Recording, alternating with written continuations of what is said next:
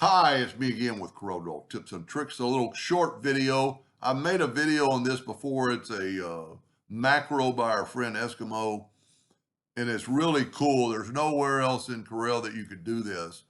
So if you select all these, and they're 3-inch squares, let's change them to 4 by 4, and hit. I want to increase them from the center. So I've done a video on this. It takes just a second. So it made all the squares 4 by 4, but I never really played with add rotation. So now I could rotate it 22.5 degrees from the center, and you're going to get this right here.